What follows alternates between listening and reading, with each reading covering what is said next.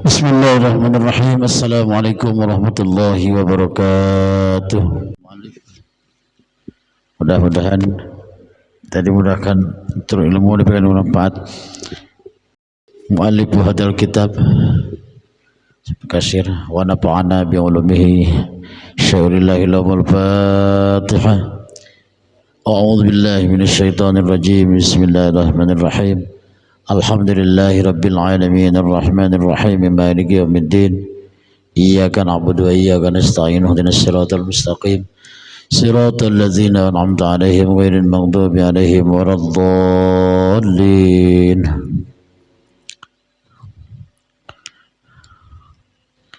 Ayat 34.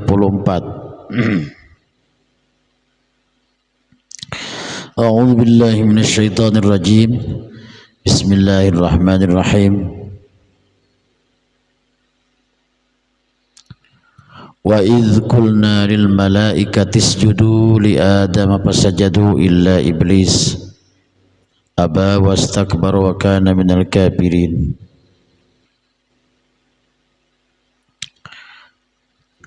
Bismillahirrahmanirrahim. Bil barakah harfiahnya. Wa idh qulna, dan ketika Allah berfirman lil malaikati, kepada malaikat, usjudu, sujudlah, hormatlah kalian, li Adam, kepada Adam, fasajadu, maka bersujudlah malaikat, illa iblis, kecuali iblis, aba, membangkang iblis, wastakbaru, dan takabur iblis, sombong, wa kana, dan adalah iblis, minal kafirin, dari golongan orang-orang yang kafir. Hadirin jamaah sekalian yang dimuliakan Allah Subhanahu wa taala,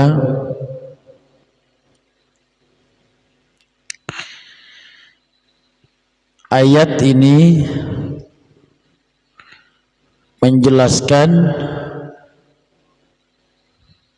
menceritakan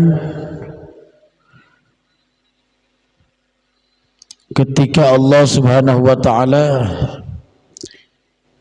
memerintahkan malaikat dan iblis untuk menghormati Nabi Adam. Setelah Nabi Adam diciptakan, prosesnya kemarin malaikat Israel yang menghantarkan tanahnya, yang mengambil tanahnya untuk penciptaan Nabi Adam. Dalam kitab Baqaikul Akhbar, malaikat Jibril, Mikail, Israfil menyerah. Dia tidak sanggup. Kenapa? Karena ketika tanah itu diambil, tanah itu nangis, menjerit, tidak mau.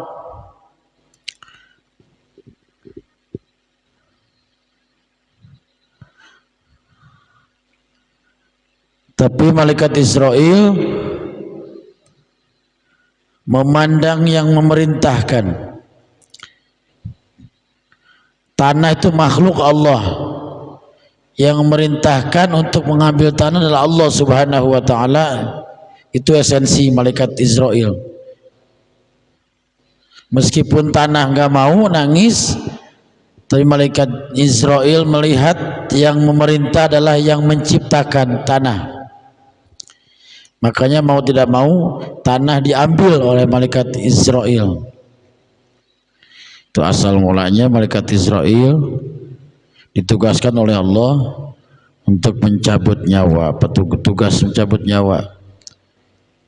Itulah. Di ayat ini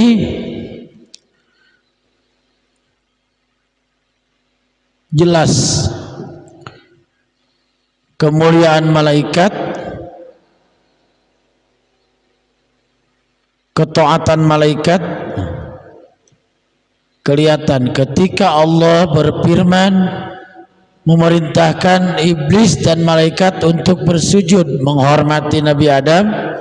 Malaikat dengan mudah. Itu kehebatan malaikat, taatnya luar biasa. Satu faktornya karena ketaatan dia kepada Allah. Yang kedua karena tidak ada kendala penghalang nafsunya. Tidak ada.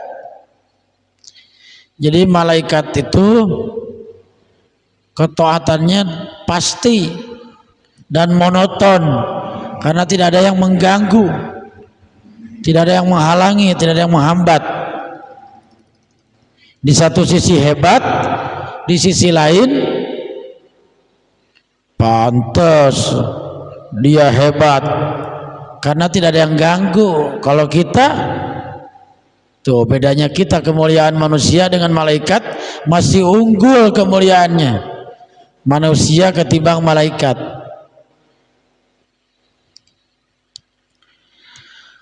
Kalau manusia diperintahkan oleh Allah untuk beribadah Tuhan sebagainya,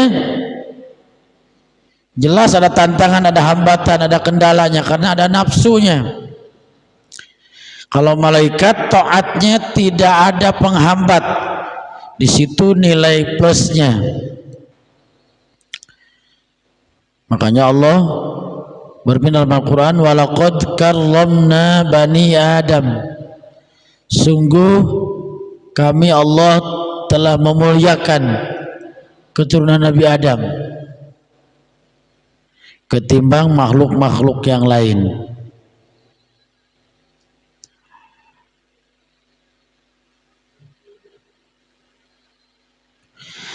Yang kedua, ayat ini menunjukkan,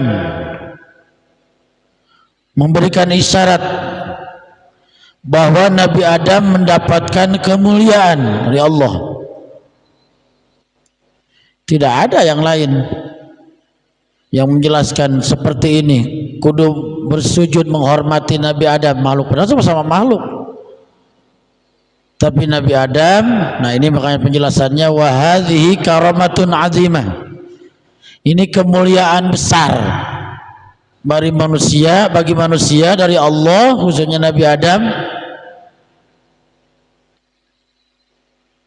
Dengan Allah memerintahkan malaikat dan iblis untuk menghormati Nabi Adam. Makanya iblis merasa dia hebat, merasa dia sombong, manusia lebih rendah daripada iblis. Akhirnya, wah, ngapain saya sujud kepada Nabi Adam? Adam kan ciptakan dari tanah, begitu omongan dia. Jadi kesombongannya iblis yang membuat Allah murka. Padahal kesombongan itu bukan sifat makhluk. Yang pantas takabur, yang pantas sombong itu hanya Allah.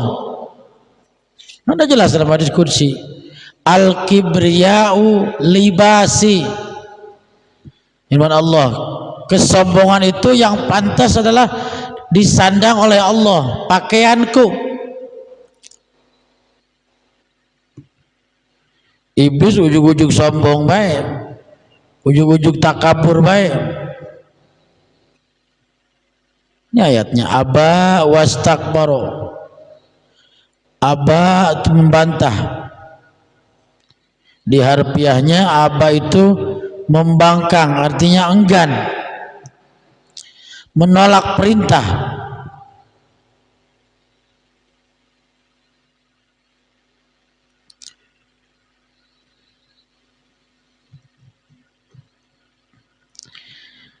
Yang kedua, faktornya iblis tidak mau menghormati Nabi Adam, bersujud kepada Nabi Adam karena sama-sama makhluk. Itu faktornya. Yang tadi karena merasa dia lebih mulia daripada Adam, lebih sombong, lebih tinggi derajatnya. Kemudian yang kedua tadi tidak memandang yang merintah. Itu salahnya iblis, tidak memandang yang merintah. Padahal yang merintah dia, yang menyuruh dia menghormati Nabi Adam kan yang menciptakan dia. Berarti benar-benar membangkang, sombongnya benar-benar. Makanya orang yang sombong ancamannya luar biasa. Sampai tidak ada akan masuk surga Rasul. La yadkhulul jannah. Tidak masuk surga. Man kana fi qalbihi mithqala dzarratin min kibrin. Ancamannya besar, tidak akan dimasukkan surga orang yang dalam hatinya ada terbetik kesombongan. Makanya oleh Allah sifat sombong itu bukan sifat makhluk. Yang pantas sombong itu hanya Allah sang pencipta Khalik. Gitu berikutnya.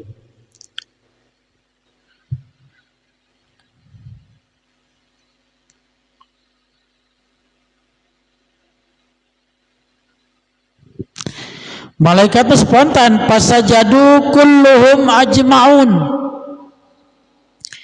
Malaikat langsung sujud semua.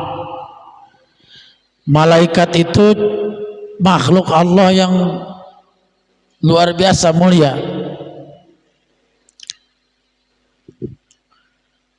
Dan poskonya, center office-nya, kantor pusatnya di Baitul Ma'mur. Baitul Ma'mur itu di atas. Kenapa disebut Baitul Ma'mur? Tempat rumah yang tidak pernah sepi. Kenapa tidak pernah sepi? Karena malaikat selalu bersuara gemuruh memuji Allah, bertasbih, berzikir. Makanya disebut Baitul Ma'mur. Dan itu dibuktikan menjadi list ke bawah, dari Baitul Ma'mur ke bawah pas ke Ka'bah.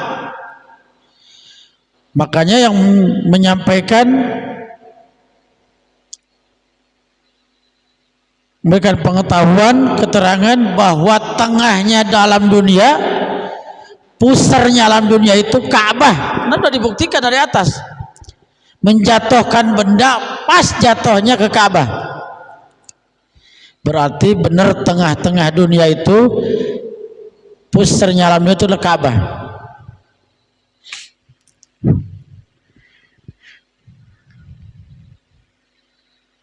Makanya disebut Baitul Ma'mur. Poskonya malaikat,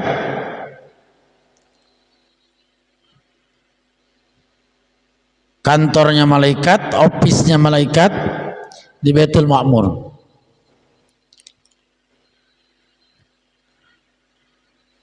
Yang ketiga, ketaatan malaikat. Satu, tidak ada kendala, makanya dia sanggup dan mampu ketika oleh Allah diperintahkan untuk sujud-sujud. Dari mulai diperintahkan, diciptakan sampai kiamat.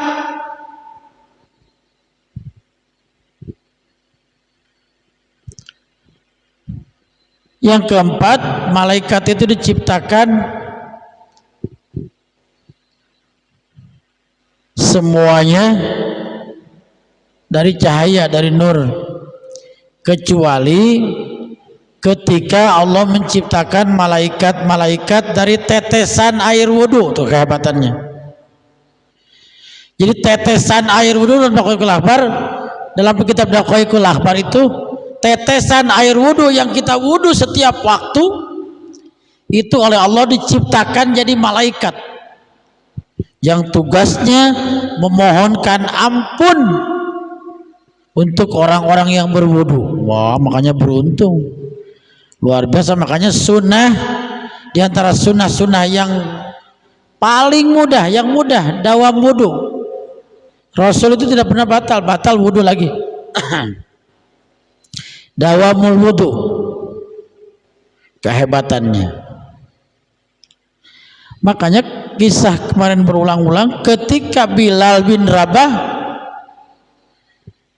diperlihatkan kepada Rasul sampai suara sendalnya yang kemarin saya ceritakan, gesekan sendalnya, suara sendalnya, terumpahnya, dianya masih hidup di alam dunia, tapi suara terumpahnya diperdengarkan sama Rasul oleh malaikat. Suara apa itu Bril? Begitu. Masa nggak tahu? Ah, suara apa ya? Itu suara terumpah, kata malaikat Jibril. Terumpah siapa? Suara terumpahnya sahabatmu. Siapa ya, orang ingat kita? Itu bahasa legalnya, bahasa lobbynya. Siapa ya Bril? Masa katanya Rasul nggak ingat? Itu bukti kehebatan akibat ekses kemuliaan orang yang mendawamkan wudhu, menjaga wudhu. Kemudian malaikat menyampaikan kepada Rasul, itu sahabatmu ya Muhammad, Bilal bin Rabah. Ya Allah, orangnya masih hidup, suara sandalnya udah masuk ke surga, diperdengarkan di surga. Itu kehebatannya. Penasaran Rasul, sudah pulang dari Isra Mi'raj, kisah Isra Mi'raj disampaikan, kemudian setengah-setengah waktu dia nanya ke Bilal bin Rabah, Bilal, sini bang, ada apa ya Rasul? Saya mau ngobrol, mau nanya dikit. Kaget Bilal. Ketika Isra Mi'raj, ketika Mi'raj, saya diajak oleh malaikat Jibril ke surga. Kemudian malaikat Jibril memperdengarkan, Allah memperdengarkan, kemudian Jibril menyampaikan ada suara, ini suara terumpahmu Bilal. Apa kehebatanmu? Apa yang kamu lakukan sehingga suara terumpahmu sudah sampai ke surga sedangkan engkau masih hidup? Kata Bilal, nggak ada ya Rasul, biasa-biasa aja. Engkau memerintahkan azan, azan, berjamaah, berjamaah, taklim ya taklim. Coba ingat-ingat Bilal, ada keistimewaannya. Akhirnya Bilal merasa istimewa kegiatannya. Beliau sampaikan, apa mungkin ini ya Rasul? Apa tuh Bilal? Saya tuh, kata Bilal, sebelum mengumandangkan azan, mau 5 menit atau 10 menit, dia sudah ngambil wudhu. Dia sudah punya wudhu sebelum melaksanakan azan. Pokoknya sebelum kegiatan Bilal azan tuh, dia sudah ngambil wudhu duluan. Jadi sudah suci. Oh, kata Rasul, itu Bilal yang keistimewaannya. Makanya Rasul SAW menganjurkan dawamul wudhu. Sunnah Rasul yang mudah dan gampang, enteng, tapi keistimewaannya luar biasa, dawamul wudhu. Bahkan kan Rasul menyampaikan, meskipun kita mau tidur, diperintahkan wudhu dulu. Dalam kitab Bidayatul Hidayah. Masalah mau ke sono ke sini mah kalau udah wudhu mah silakan saja, itu bukan urusan pribadi. Tapi Rasul menyerukan ketika kalian mau tidur wudhu.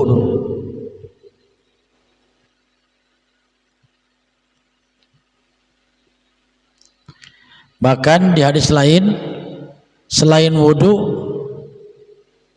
Rasul menganjurkan kepada putrinya,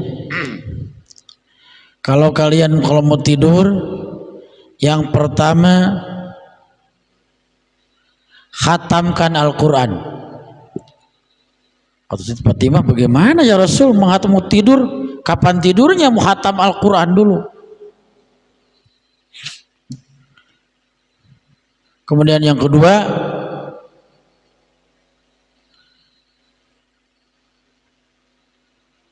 kalian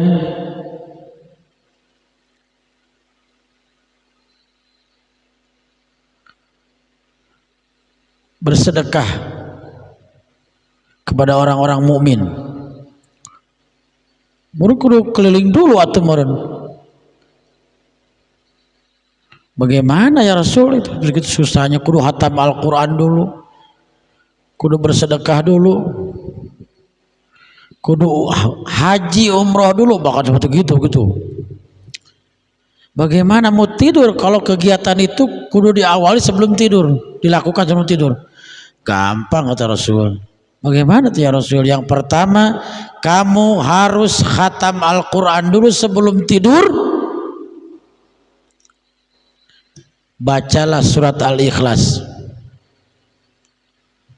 Faqul qul huwallahu ahad ila akhirnya. Salasa marrah. Jadi ngimbang ngebanding baca Al-Ikhlas 3 kali sama dengan pahalanya mengkhatamkan Al-Quran. Siti Fatimah baru kaget, oh begitu. Jadi mudah, geningan mudah. Atau timbang baca Al-Ikhlas, baca surat pendek, pahalanya seperti itu. Ya Allah, sulusun. Jadi sekali balik ke Al-Ikhlas berarti sulusul Quran, sepertiga Al-Quran. 2 kali setengah Al-Quran, 2/3 Al-Quran. 3 kali Al-Ikhlas berarti 3/3 full. Itu Al-Ikhlas. Ada lagi surat lain Al-Kafirun. Kalau surat Al-Kafirun sekali rub'un, sebalik Al-Kafirun sama dengan 1/4 membaca Al-Quran. Baca itu dalam tafsir jalan ada. Kalau Al-Ikhlas sepertiga. Kalau Al-Kafirun rub'un 1/4. Sekali baca Al-Kafirun sama dengan 1/4 Al-Quran. Oh begitu ya Rasul. Bisa kalau begitu mah. Oh, gitu. Yang kedua,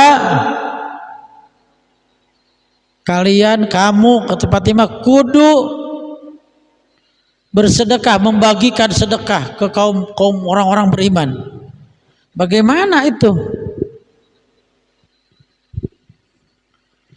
Kata Rasul gampang Fatimah. Fastaghfir lil mu'minina wal mu'minat. Beristighfarlah kamu untuk orang-orang mukmin dan mukminat.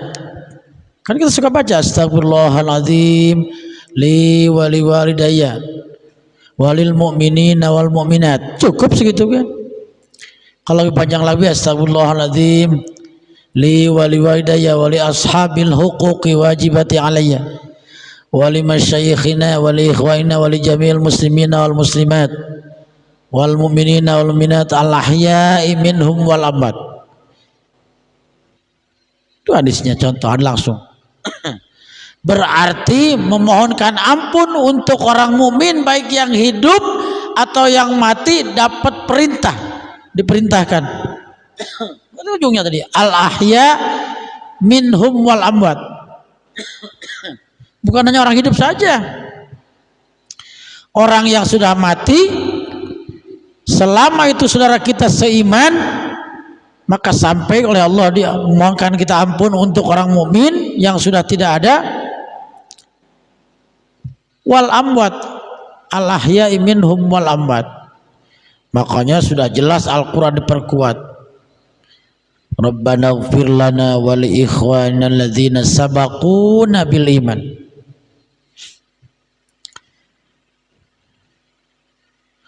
Itu aja formatnya. Selama satu keimanan dan keyakinan sampai diperkuat dalam kitab Irsyadul Ibad. Oh, hadisnya jelas. Innallaha qad wakala malaikatan.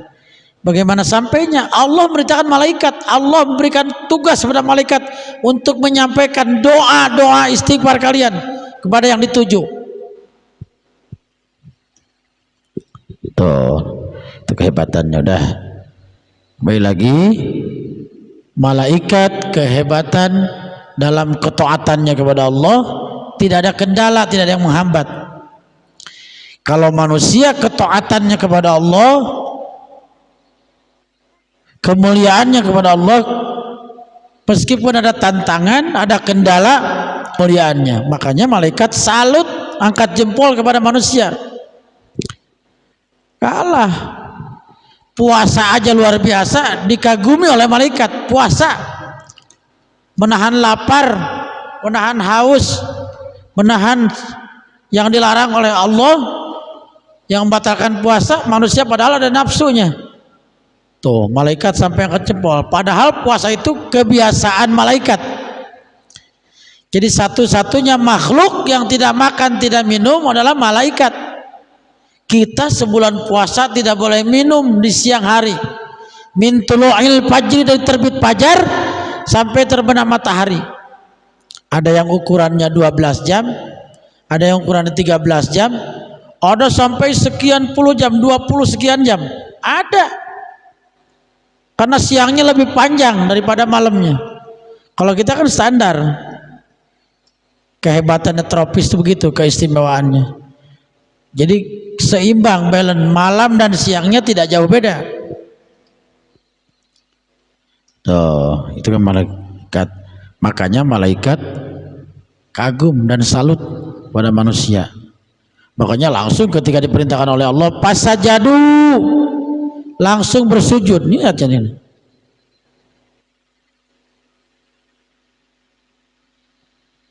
Pasajadu kulluhum ajma'un illa iblis, tafsirnya.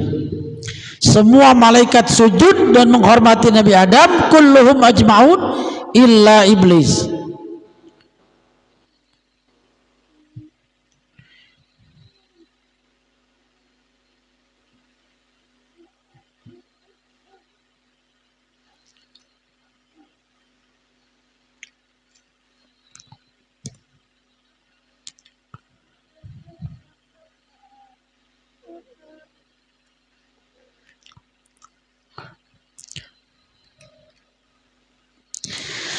Bismillahirrahmanirrahim.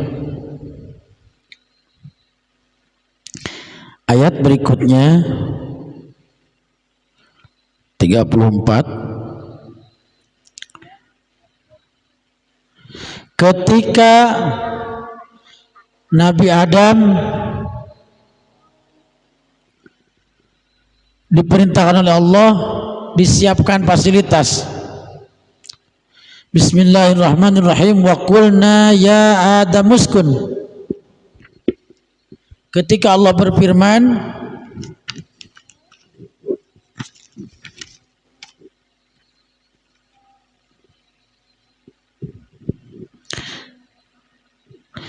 ya Adam, wahai Adam,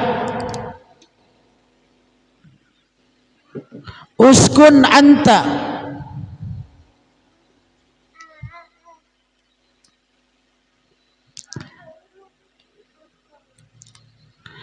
diam. Bahasa tajwid, sukun itu mati. Saking tenangnya dan enaknya di surga, tidak perlu repot-repot. Kalau bahasa kitanya begitu. Uskun, diam, tinggal mau aja. Anta wa zaujuka, engkau Adam diam.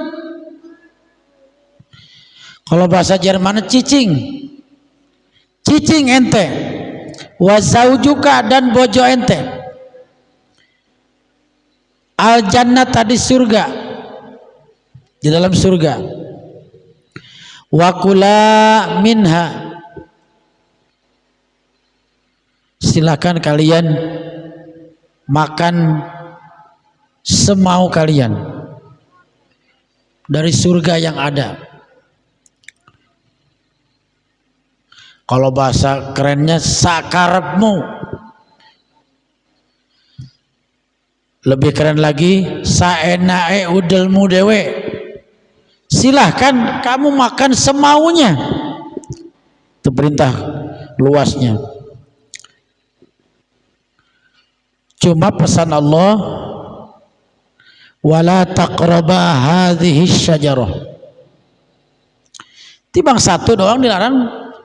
Jangan coba-coba kalian berdua mendekati pohon ini. Jangankan disuruh makan, mendekati saja nggak boleh.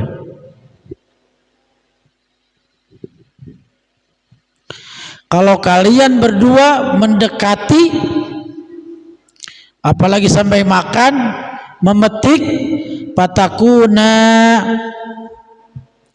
pakai alif tasnya karena berdua, Adam dan Hawa. Patakuna minal zalimin, kalian berdua termasuk orang-orang yang zalim. Kan pengertian zalim kita sudah tahu. Menempatkan sesuatu bukan pada tempatnya, artinya melanggar.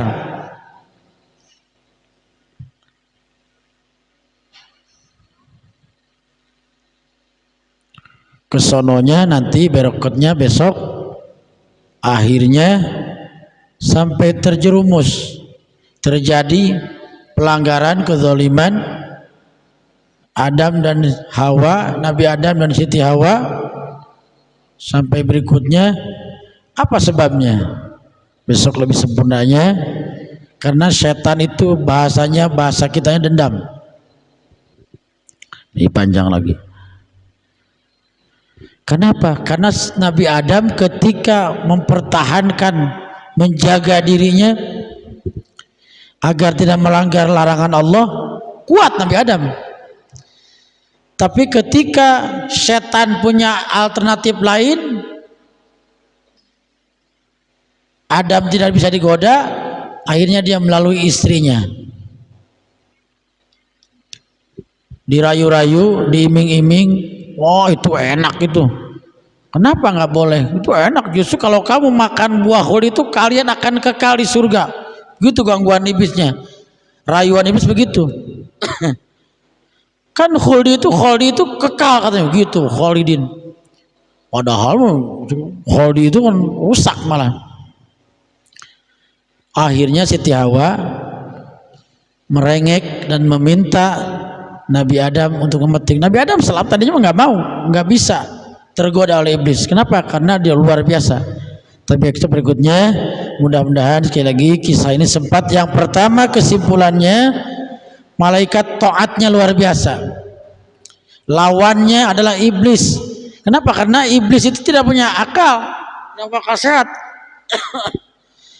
Karena iblis itu dibuat minar, dari api, jadi gennya panas saja, hawanya hawa jahat terus. Iblis itu, setan itu. Kalau malaikat sebaliknya, dia tidak punya nafsu, makanya mudah sekali untuk taat kepada Allah. Apapun diperintahkan oleh Allah langsung yaf'aluna ma yu'marun. Malaikat itu melaksanakan perintah, apapun perintah Allah. La ya'sunallah ma amarahum, tidak pernah maksiat apa yang diperintahkan oleh Allah. Wa yaf'aluna ma yu'marun, dan selalu melaksanakan perintah Allah. Itu kehebatan malaikat, karena tidak ada hambatan dan kendala. Kita yang punya kendala, punya hambatan, ketika kita mampu dengan dasar iman, akal sehat, kita mampu menahan diri dari larangan Allah Subhanahu wa taala, lebih hebat lagi ketimbang malaikat. Besok cerita panjangnya, itu kisahnya. Jadi di surga Nabi Adam, Siti Hawa sudah diprioritaskan, silahkan makan tinggal makan, minum tinggal minum. Karena kan di surga luar biasa, tidak bisa dibayangkan. Nabi Adam yang sudah di surga saja mesti diusir dari surga karena satu pelanggaran. Kita harapan dan optimisme tidak boleh hilang. Kalau harapan mah silakan aja boleh, karena kan dia prioritas ikhtiar. Manusia itu punya satu prerogatif oleh Allah diberikan, yaitu ikhtiar, usaha semaksimal mungkin. Al insan bitakhir, tapi keputusan finishingnya itu prerogatif Allah, hak mutlak Allah Subhanahu wa taala. Jadi kita masih diperintahkan, selama kita masih diberikan kesempatan. Makanya pesan Rasul, jangan disia-siakan kesempatan itu sebelum datang kesibukan. Wa faraghaka qabla suglika, kesempatan sebelum datang kesibukan, masa muda sebelum datang hari tua, ketika dikasih kesempatan hidup sebelum datang mati, masa sehat sebelum datang sakit. Kan itu antisipasi ya Rasul. Tuh, jaga sehat sebelum sakit, jaga senggang sebelum sibuk, jaga muda sebelum tua, jaga hidup sebelum mati. Itu kenapa? Karena kesempatan itu tidak datang dua kali. Begitu banyak kesempatan terlewatkan, akhirnya tidak bisa. Kenapa? Karena Allah maha bijaksana, luar biasa. Kalau kata Allah tuh kerjakan, kata Allah tuh kerjakan, oh sampai ya Allah, prioritas Allah kepada Rasul. Jam berapa ini? Apa jam 10? Lewat berapa lewat? Belum? Ya. Jadi intinya pertama, kesimpulannya yang pertama, malaikat adalah makhluk yang sangat luar biasa ketaatannya. Yang kedua, iblis kesombongannya luar biasa. Bukan hanya sesama makhluk, Allah saja dibangkang. Itu kesombongannya iblis luar biasa. Makanya kalimatnya aba wastakbaro, dua double. Aba satu, mumpang membangkang, wastakbaro dan timbul tinggi hatinya. Jadi dua sifat yang jelek, yang buruk nempel, melekat pada iblis. Makanya pantas oleh Allah dikutuk. Idhab fa innaka rajim, pergi kau iblis, sesungguhnya engkau terkutuk. Allah yang memberikan vonis, fa innaka rajim. Makanya kita berlindung, a'udzubillahi minasyaitonir rajim. Itu Allah yang memberikan vonis, iblis itu terkutuk. Tapi masih dikasih kesempatan oleh Allah. Iblis mengajukan eksepsi, ya Allah, kalau memang engkau telah mengutukku dan pasti aku menjadi penghuni neraka, izinkan hidupku sepanjang usia dunia. Jadi iblis itu luar biasa umurnya. Tidak ada ceritanya iblis mati. Ya Allah, kita takziah yuk iblis mati, nggak ada ceritanya. Nggak ada ceritanya iblis mati. Gitu. Kenapa? Karena oleh Allah dikasih prerogatif hak, dikasih umur sepanjang alam dunia ini. Makanya bahasanya ilahin, sampai datang hari kiamat baru tuh. Kenapa? Karena dipastikan oleh Allah pasti penghuni neraka. Makanya iblis meminta kepada Allah, ya Allah, kalau begitu berarti saya kudu nyari temen dong. Begitu. Temannya siapa? Lah itu wong Sunda, wong Jawa, wong Batak, wong Medan, dia ambil oleh setan, diganggu semuanya. Oh kalau silahkan sok, tapi orang mukmin tidak mungkin. Kan kisahnya, mana buktinya? Nabi Ayub itu diganggu luar biasa oleh iblis, dahsyatnya iblis. Dipersilakan sok, silahkan ganggu, orang mukmin tidak akan tergoda. Dan ternyata kesabarannya Nabi Ayub luar biasa. Udah dihabiskan segalanya, putra-putranya, harta-hartanya, sampai jasadnya dihabiskan, dagingnya. Tapi tetap aja dia selalu mengucapkan alhamdulillah. Nabi Ayub tuh hebat. Satu riwayat 8 tahun, satu riwayat 16 tahun. 16 tahun. Ya Allah, digerogotin sampai diusir. Kan ada Hawa banyak lagi nih. Di kisah Nasihin sampai detail satu bab tentang kesabarannya Nabi Ayub, kisahnya Nabi Ayub. Tuh kata Allah, tidak bisa kan kamu? Benar.